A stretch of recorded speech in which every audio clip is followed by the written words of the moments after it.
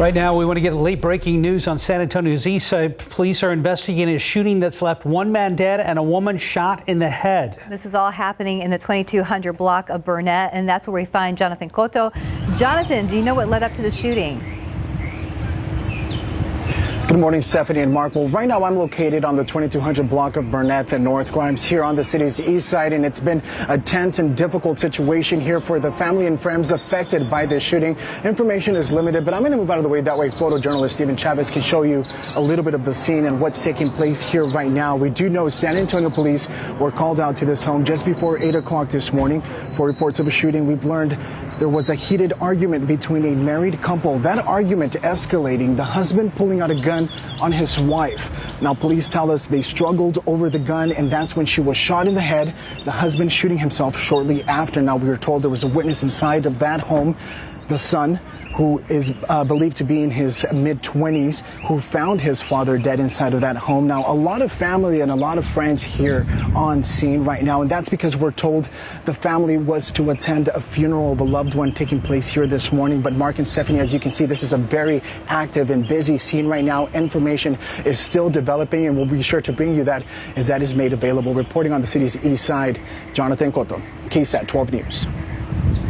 Thank you, Jonathan. All right, outside right now, let's take a look at live cam on your Thursday, June 30th. Mike Osterhage staying with us for the 9 o'clock newscast and joins us with what's happening right now. Yeah, it is beautiful out there. Actually, we did dip down to right around a normal reading this morning, 74 degrees. And humidity is up there slightly, and we've obviously warmed up quite quickly, up to 82 right now. And then you look at that bottom number, that dew point temperature is up to 70. So yeah, you step outside and you're going to feel the humidity, and then throughout the day we are going to warm up to 94. And as far as the aquifer and the allergens are concerned, the aquifer, of course, went up about a foot yesterday, another half a foot today. Of course, check with your local municipality as far as any sort of watering restrictions, because they're all different in all places. Mold is really high and just about doubled from yesterday's reading, and pigweed is on the low side. And once again, throughout the rest of today, like I said, we are going to be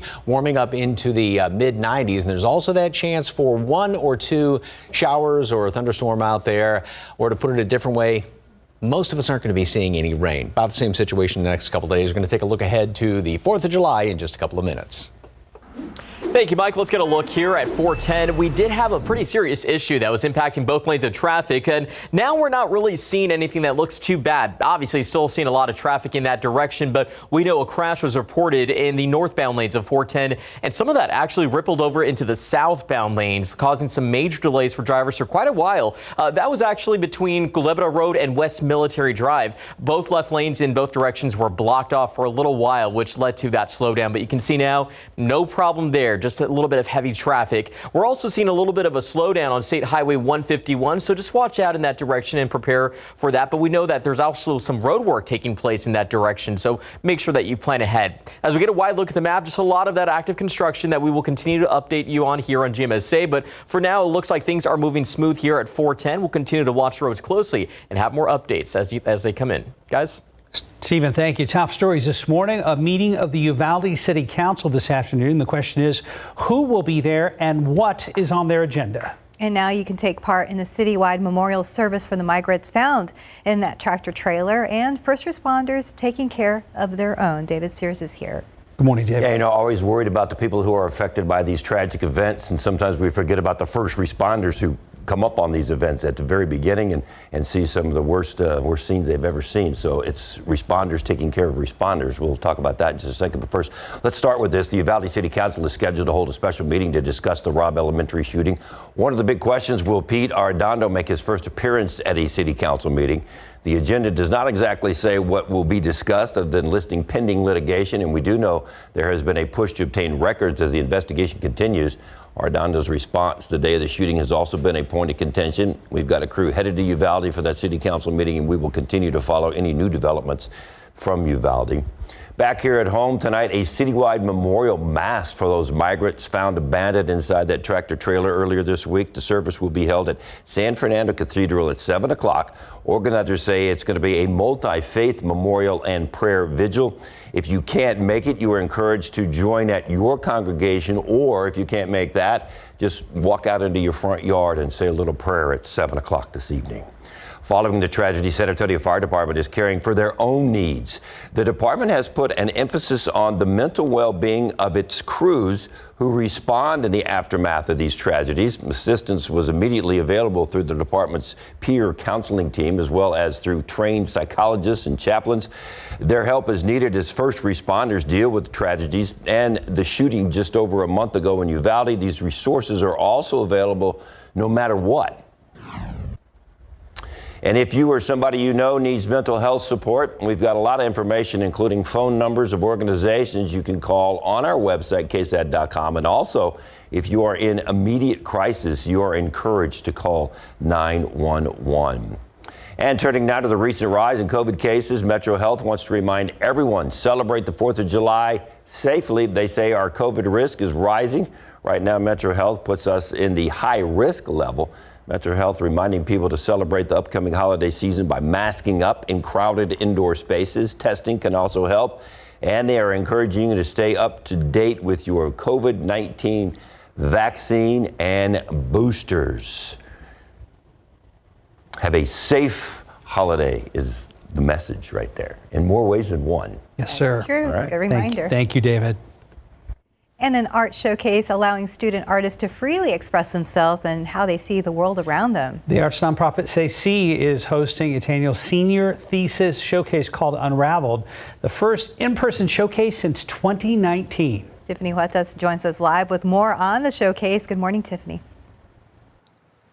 Good morning, Mark and Stephanie. Incredible work here from local students. There's photography, installations, and paintings like this one here. Students participating in this program are learning more than art. They are even learning how to apply for college and be successful right after this program. And joining us right now, we have Elena. She's one of the students here. Talk to us about how this program is helping others, including yourself. Well, this program is entirely free for high school students and middle schoolers. It allowed me opportunities to explore different mediums and try very new things. And you dug deep into your emotions because of this, right? Yes, with the senior thesis that's happening tomorrow, this show talks about ourselves and how we express ourselves. So this piece is about recycling, and it's a physical installation made by a student here. And the piece just to the right talks about body positivity and loving one's body. And when we talk about the opportunities that programs like this help students, talk to us about how it helped you, because I know now you have great news for us. Yes, I'm going to college, the University of Chicago, on a full ride scholarship.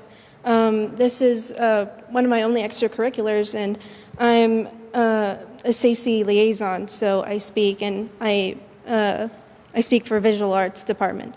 So I learned how to be a leader here and explore very different mediums. I wouldn't have been the person I am today without SAC and this opportunity. How do you think showcases like this impact our community? I think it's important for the people here to express their emotions and reflect what goes on here from the youth. And here, what are we looking at? So this is from our media arts department, and this is photography that they've taken around the city. When you talk about what you learned here, talk to us about how you can even create that portfolio. Well, portfolios are used in a professional way, so you show these to employers and colleges and to people. For others that are thinking about maybe joining this program, what do you tell them? I need them to do it. We would love like new youth and from many different kinds of communities. We're very diverse, and it allows people to really explore themselves. When can people come and watch all of this great artwork? Tomorrow at 6 to 9 And there's going to be a theater show, there's a fashion show, and theater performances. Awesome. Well, congratulations. I'm excited to see where you head. And of course, we're going to have more details on that coming up on the noon show. Back to you. Thank you, Tiffany. Right now, 9:07, 80 degrees, still ahead on GMSA at 9. The Spurs just traded away their best player. And what does that mean for the season and the future? Well, David will be back along with RJ Markets to talk Spurs. All right, so we've been talking about it for days, but when the news hit, a lot of jaws dropped. Yeah, yesterday the Spurs traded away their best player, DeJounte Murray, to the Hawks for a bunch of draft picks. And is there now a bobblehead curse? We will explain. David is back. RJ joins us now as we fan the flames of something that makes sense to some of us Spurs fans. Jaws dropped and the tears started flowing. For sure. They did. For sure. Yes. Okay, Steph, let's just start with your story. So DeJounte Murray gets traded yesterday, So, and you have a DeJounte Murray bobblehead. I did. Well, yes, we do. So back on April 1st, the Spurs had a game, and when you go in, you were supposed to get a DeJounte Murray bobblehead. Well, because of the shipping delays, they handed you like a ticket instead, and they're like, we'll notify you when they come in.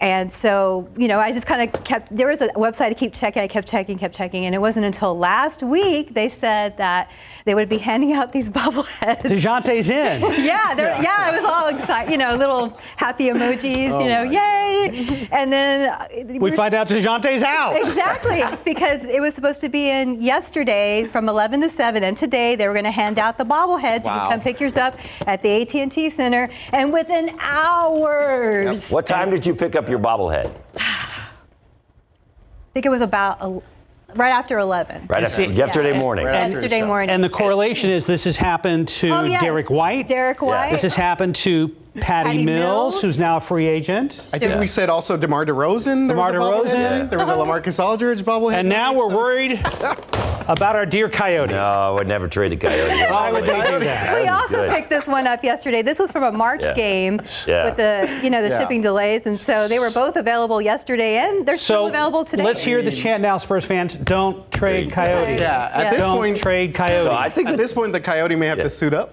And then with the amount of guys who are losing. But the timing's incredible. So you pick up your bobblehead at 11 o'clock in the morning, and at, I don't know, about 4:30, 4 o'clock, it comes down. So 5 hours later, bam, it's on.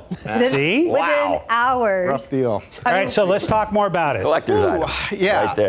Well, the Spurs just basically threw in the towel. I said, we're not even worried about this year.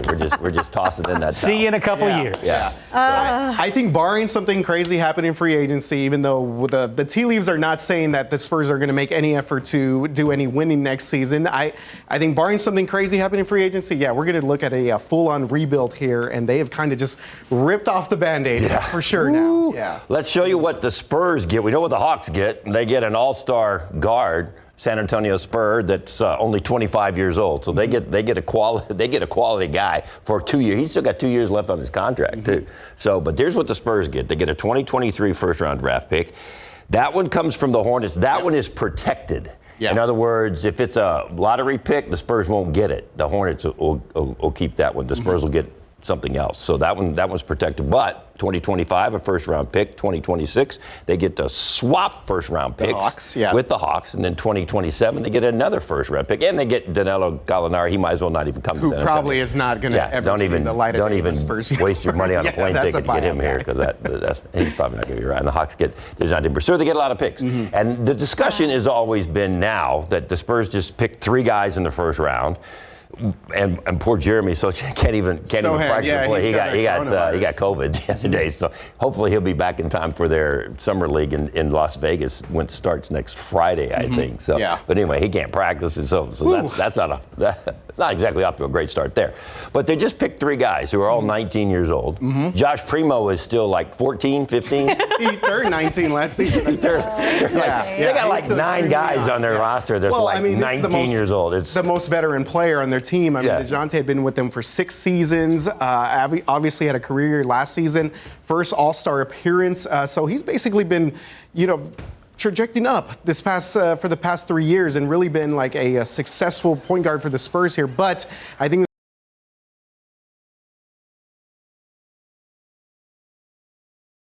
maybe this just was too much for them to pass up when it comes to the first round picks. Well, I don't like it because it's going to be a long rebuild. Does anybody like this trade other than the Hawks?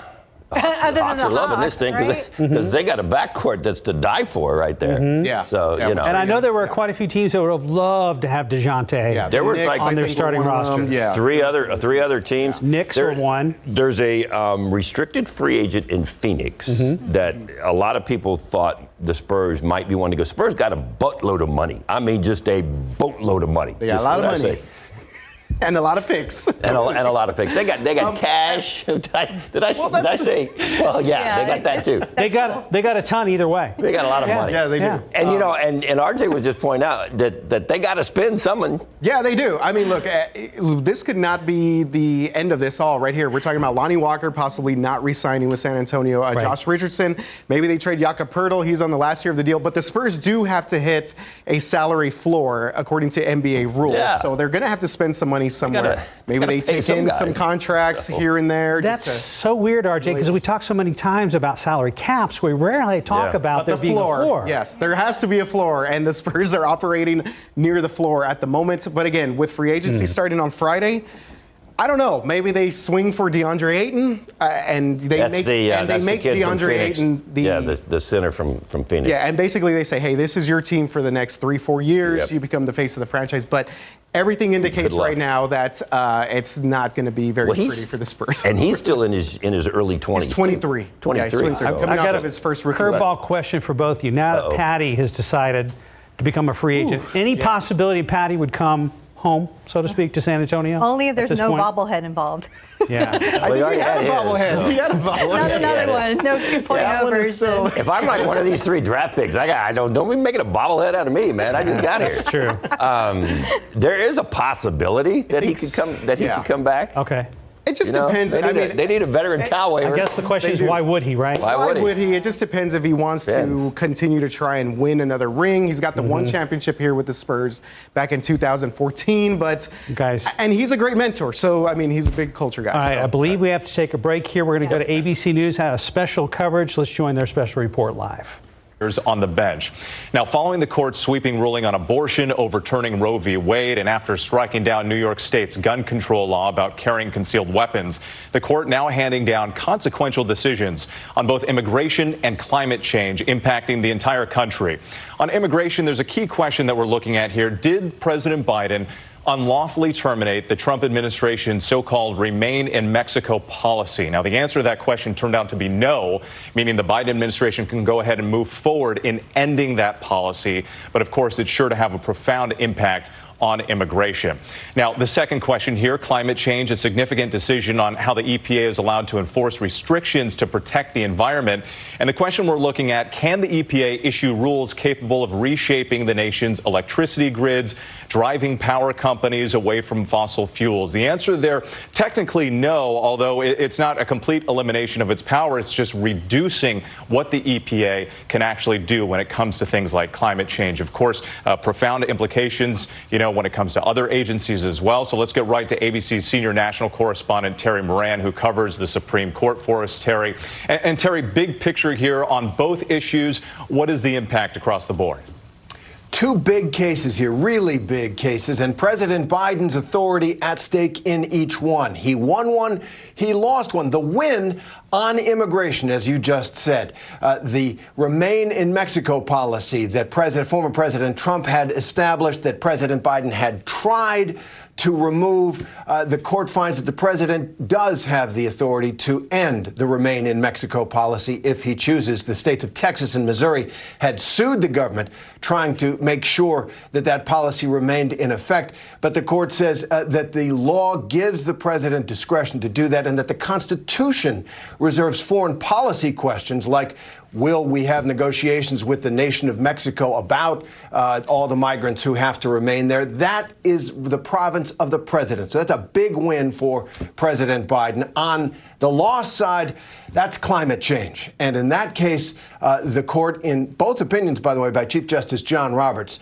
the court sharply limited the ability, the authority of the government, the EPA, to limit greenhouse gas emissions. And they did so because they said that question, as it was addressed in the Obama administration, which set up a cap and trade policy trying to limit climate change emissions, that is the kind of question that is so large, affects so much of the American economy, that it requires Congress to address it and not an agency of the executive branch. And that not only will affect climate change in a major way, but it will also have ripple effects right through the federal government, because this is a landmark opinion saying, reviving the notion that on big questions of national policy, the national legislature, Congress, must make the law and the agencies execute it. All right, Terry, we'll come back to you in just a bit, but let's drill down on immigration here and bring in ABC's Kate Shaw, legal analyst and ABC News contributor. And Kate, I guess the question here is, what was it that the Supreme Court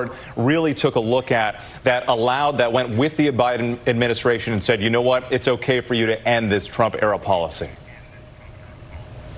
Well, remember when Biden first took office, he moved very quickly to end this policy, first announcing that he would do it and then formally rolling it back through an agency process. And yet he has been stymied in actually implementing that termination by lower federal courts that basically said, no, you can't. You must continue this Trump-era policy. So that was pretty extraordinary, actually, that the lower court said, even though this is a major immigration policy question with humanitarian and foreign policy and foreign relations dimensions, the lower federal courts are preventing the president from implementing his policy judgment. And what the Supreme Court said today was, that's not for the lower courts to say. That's actually not really for the courts to say at all. The president has acted within statutory boundaries and so may terminate this policy. So really important for the implementation of the Biden immigration policy agenda, which again has been basically on hold, at least this part of it, and also for presidential authority more broadly. There's a Kavanaugh concurrence that says nothing suggests that Congress intended federal courts to make these kinds of decisions for the commander-in-chief and the president of the United States. So let's bring in ABC's chief White House correspondent, Cecilia Vega. Cecilia, you've been traveling with the president in Madrid right now. How does the administration move forward now that they have this win? Well, I think they will certainly file this in the win category, Whit, because they have hit a number of roadblocks in court. You'll remember President Biden, of course, particularly when it came to immigration, campaigned on trying to overturn and undo so many of former President Trump's immigration policies. And this one was certainly at the top of the list. He had campaigned on this more humane approach to immigration.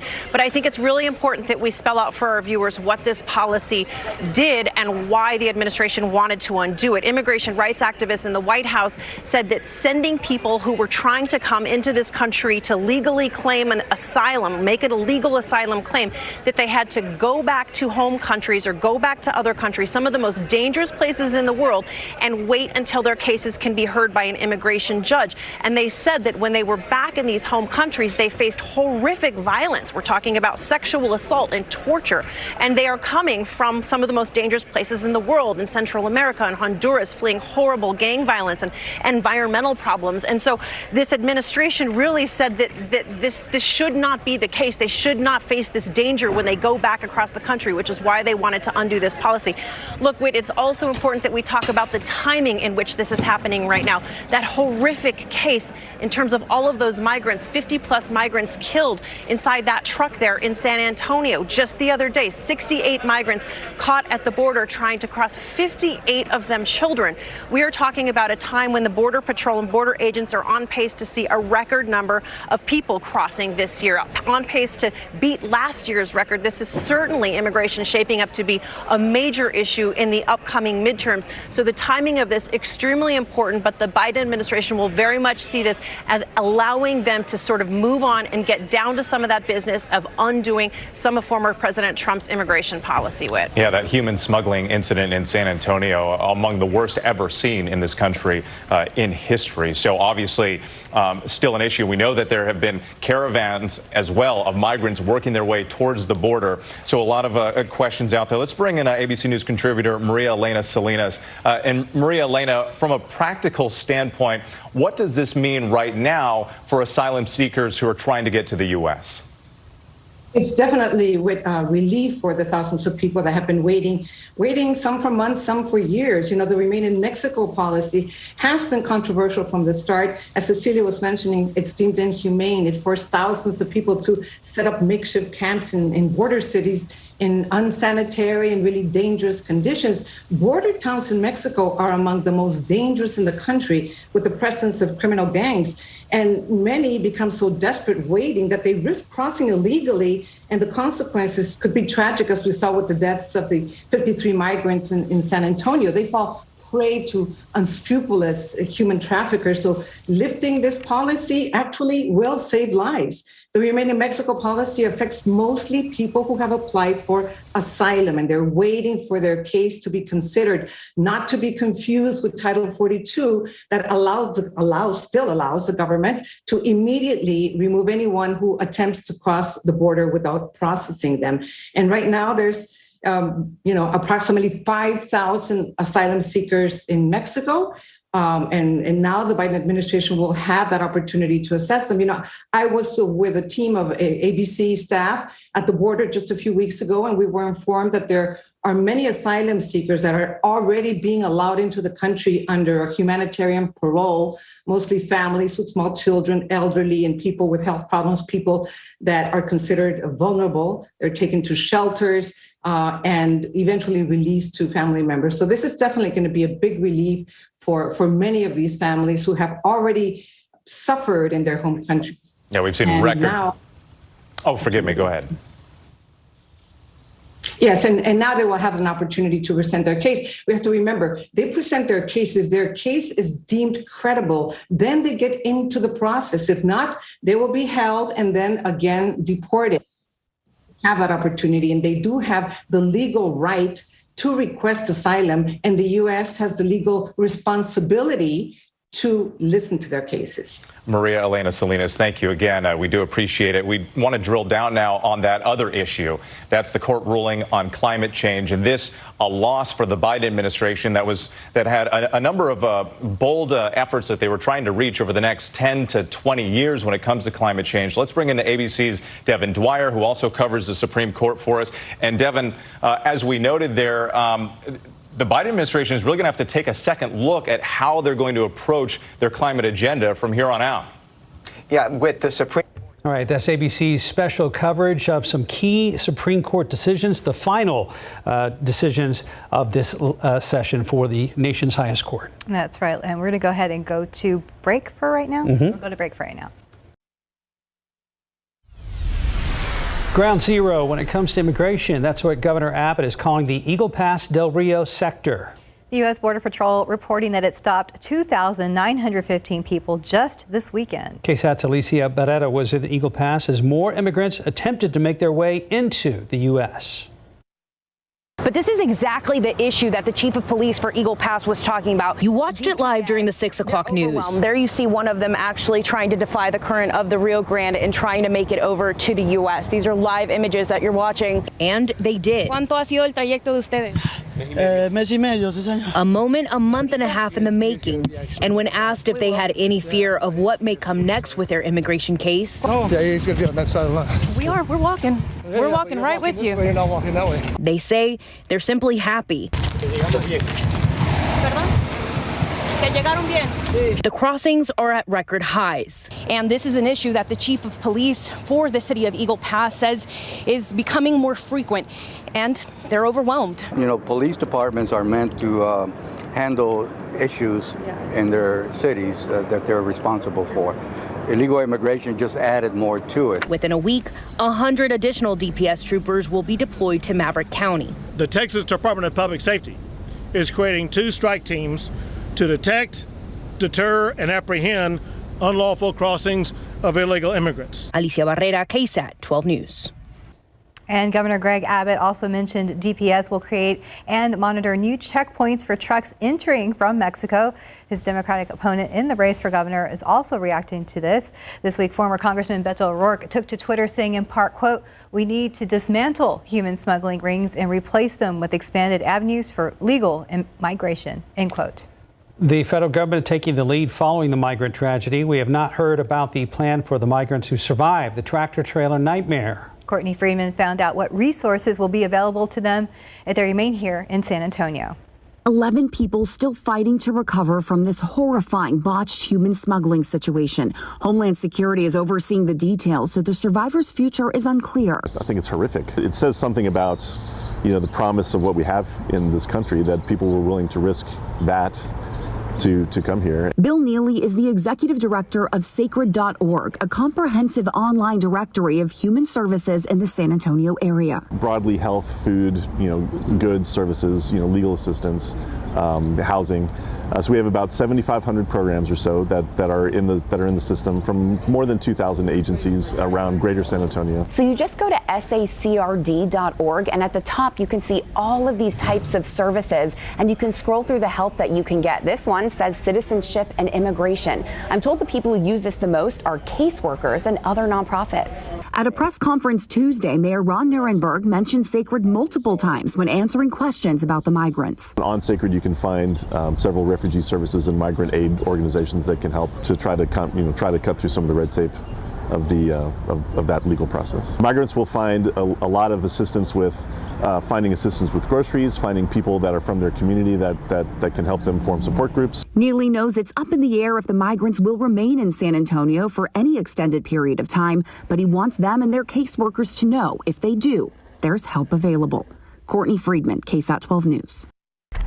And taking a look outside with live cam. Fairly nice morning out there. We are at 82 degrees now. Yeah, it's warmed up fairly quickly. We started off right around 74 earlier this morning, which is a normal low temperature, right what you would expect for the end of June after an extremely hot June. Take a look at some of the temperatures around the area right now. Again, 82 degrees and already up to 83 in Pleasanton. Still some 70s in portions of the hill country, although dropped down in the mid 60s earlier this morning in parts of the hill country. And 84 appears to be the warm spot for you folks in Devine. We do still have a fair amount of humidity out there. Some of that is, of course, from the rain that we had a couple of days ago. And so, yep, we do have a heat index right now. 86 is what it feels like here in town. 89 right now in Pleasanton. We are going to see temperatures somewhat held in check today. A couple of showers, maybe a thunderstorm. Better way to put it is most of us won't see rain today. Same situation the next couple of days. What's in store for the 4th of July? Details coming up in just a couple of minutes. Mike, thank you very much. Quick check of traffic right now. We are looking live at traffic that started to ease at 410 and Ingram Road, where we had an incident earlier. Heavy traffic coming right at you right now out there near the 151 interchange.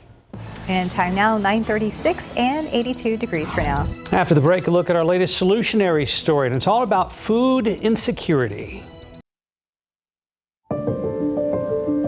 Welcome back. Just about 9:40. Do you live in a food desert? That's an area of town where it's difficult to find any healthy food options because of a lack of grocery stores. San Antonio has a few food deserts, but some organizations are stepping up to help and provide solutions. Food insecurity, the latest topic of our latest Solutionaries program that will be live streamed later today. Here is a sneak peek.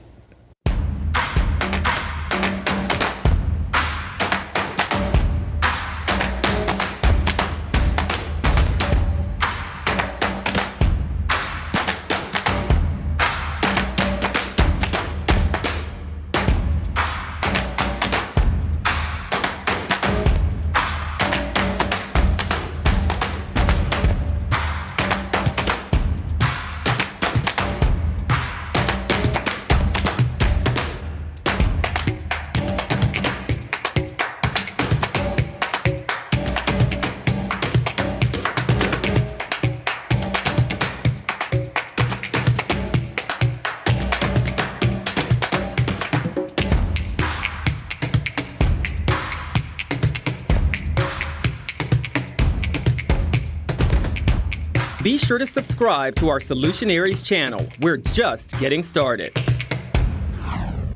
And you can watch the full episode live stream at 5:30 p.m. today on YouTube Live. For more information on how you can click and subscribe to Solutionaries, you can head over to our website at ksat.com.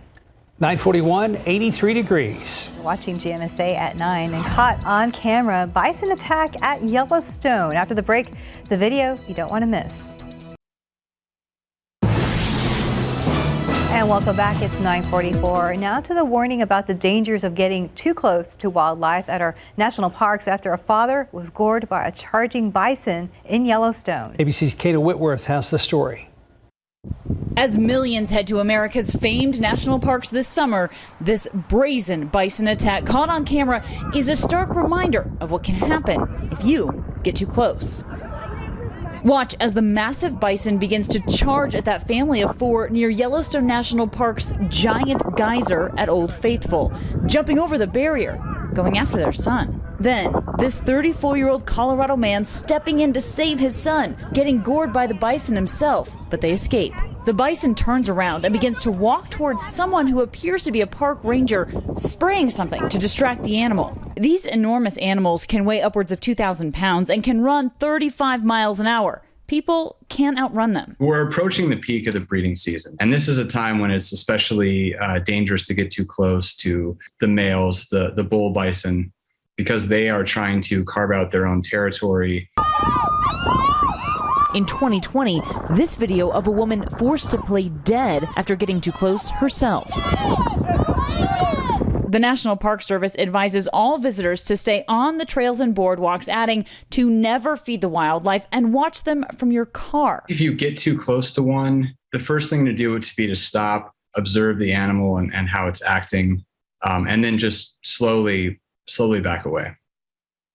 Now, that man was taken to the hospital with injuries to his arm. This is the second bison attack at Yellowstone National Park in a month, and officials there say that bison attack more people than any other animal at the park, and they encourage everybody to stay at least 25 yards away from these massive animals. Kata Whitworth, ABC News, Carbondale, Colorado. 25 yards even sounds close. Yeah. Yeah. How about further? No kidding. We call it. What can we call it? A respectable distance? A respectable distance. Yeah. I like that. I wonder if people think, since they're in a national park, that this is almost like a Disneyland attraction or something. I don't know. Of course, everybody wants the picture of the video, but then Right. I think common sense would trump that. Yeah, I'm sure And it then has people science That's now. what I get for thinking. And then people are so amazed when they get attacked. It's like, oh, I got attacked by a shark. Well, you're swimming in the ocean, or they feed bears. And it's like, Scary. You go and try and grab a squirrel in your backyard. It's going to bite you. So, Does that firsthand experience, Mike Oster? No. Okay.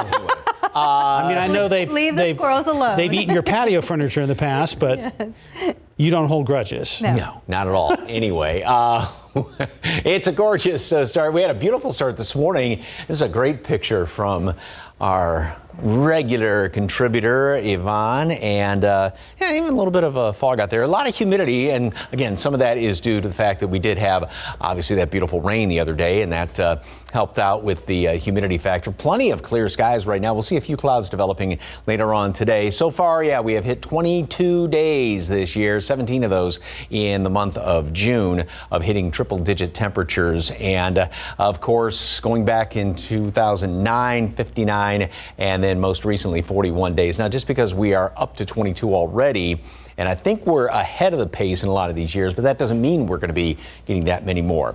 This is wishful thinking on my part, but we are going to be, looking at my forecast, adding to that number going into next week. Here's the visible satellite picture, and notice how, like the live cam shot. Lots of clear skies out there, but we do have a few more clouds well off to the east, and that's kind of being pushed out ahead, and along with that disturbance there in the Gulf of Mexico. More on that in a second. We're going to be up to 86 degrees at 11 o'clock, 88 at noon, and then I've got that chance for just one or two of those showers, thunderstorms out there. Again, I've got to emphasize it's not going to be like what we had a couple of days ago, but just that sort of hit or miss type thing. 94 for a high temperature, which will actually be 1 degree above normal. And so if that is indeed the case, hitting 94 degrees, we will have only one day in the month of June, which was 2 days ago, where we've had a below normal high temperature officially out there at the airport. And then we'll drop into the 80s by later on this evening. So satellite and radar loop, and we do have, again, here's some of those clouds off to the east. Some of that rain is starting to kind of come in here off to the east, and this is all being pushed ahead of this low. And you can almost see a little bit of a counterclockwise circulation right there. This thing's going to continue just to take a northwardly track. And so, we've got a couple of the showers sort of on the backside of that counterclockwise rotation, but most of the clouds well off to the east of us, and those one or two out there. Then we go into tomorrow, and About the same situation. One or two of those out there, but the majority of any rain is going to be well off there to the east, and we'll still have a couple of those hanging around here.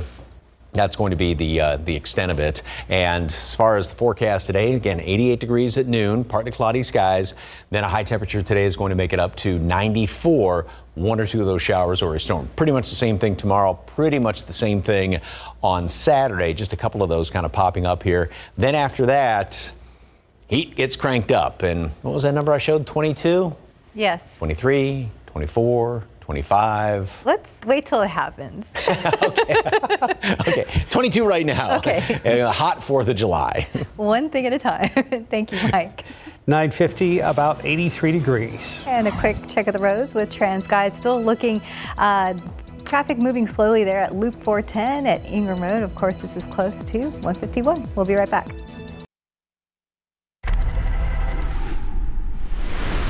Singer R. Kelly plans to fight his 30-year prison sentence handed down Wednesday in a New York courtroom. Kelly, convicted of sex trafficking and racketeering, his lawyer Jennifer Bonjean saying the sentence was too harsh. We were prepared for it, and we are now prepared to fight this appeal. For us, it's just the beginning of the fight, frankly. Kelly's team was hoping for the minimum, 10 years in prison. Ahead of sentencing, a victim identified as Angela told Kelly in court, "I pray that God reaches your soul."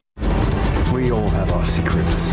A reinvention of James Bond is coming, so says longtime Bond producer Barbara Broccoli. She tells Deadline they don't have a script for the next film and they can't come up with one until they decide how to approach the next film because it's a reinvention of Bond. James Bond. And she claims no one specific is in the running to take over for Daniel Craig, who ended his run with last year's No Time to Die. Actress Cameron Diaz coming out of retirement for a Netflix movie with Jamie Foxx. It'll be called Back in Action, Diaz's first film since 2014's Annie. Production starts later this year. And happy birthday to Jamie Foxx's In Living Color co-star David Allen Greer. He's 66 today, while Parenthood star Monica Potter is 51. And that's what's happening in Hollywood. I'm Jason Nathanson, ABC News, Los Angeles. What about all these? One final look at traffic this morning at 9:55, and normal traffic flow out there by Ingram Park Mall. 410 at Ingram Road, 151 in the background. No problems to report right now. We had problems earlier, but otherwise it's a normal morning. Mike. So why is it they have to reinvent Bond? Say that again? Why is it they have to reinvent James Bond? I don't know. That's a really good question. No Time to Die did fairly well, didn't it? I guess. Yeah. I think just because, but anyway, it is going to be up to 94 today. One or two of those showers or a thunderstorm out there. Same thing tomorrow, Saturday. And then we do heat up, but according to Steph, we can't really talk about the hundreds until we get there. So I'm not going to add them to the string or the number of 100-degree days yet until we cross those bridges next week. But one thing for sure, it is going to be very, very hot this long holiday weekend going into the 4th of July. So yeah, we are looking at triple digits both Monday or all 3 days, Monday, Tuesday, and Wednesday. All right. So then the Bond name that popped up again today, and of course they're not going to decide this for a while. They said they're at least 2 years out from doing another Bond movie, is Superman actor Henry Cavill. Oh. He would be good. Yeah, so we'll see. Yeah, it's too bad he's not handsome, right? Poor guy. Have a good day.